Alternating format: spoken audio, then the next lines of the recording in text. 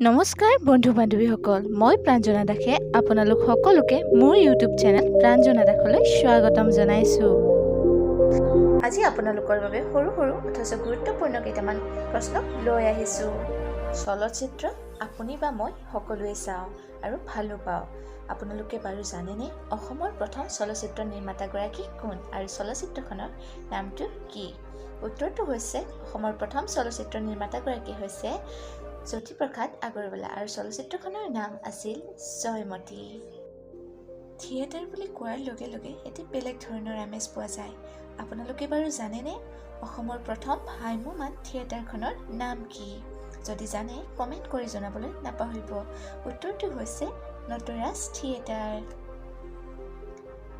আপোনালোকৰ দ্বিতীয়টো প্ৰশ্ন হৈছে কোনজন আহোম ৰজাই অসমৰ প্ৰসিদ্ধ তলাতল ঘৰ নিৰ্মাণ কৰিছিল?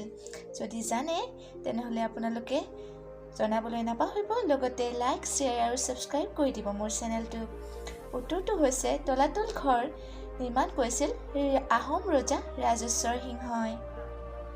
অসমীয়া চুটিগল্প আপুনি বা মই সকলোৱে পঢ়িছোঁ। আপোনালোকে বাৰু জানেনে প্ৰথম অসমীয়া চুটিগল্পটোৰ নাম কি আছিল আৰু চুটিগল্পটোৰ ৰচক কোন? উত্তৰটো হৈছে কন্যা আৰু চুটিগল্পটোৰ ৰচক আছিল লক্ষ্মীনাথ বেজবৰুৱা।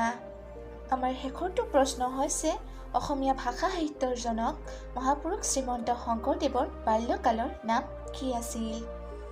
উত্তৰটো মোক কমেণ্ট বক্সত জনাবলৈ নাপাহৰিব। আৰু উত্তৰটো হৈছে মহাপুৰুষ শ্ৰীমন্ত শংকৰদেৱৰ বাল্যকালৰ নাম আছিল গংগাধৰ।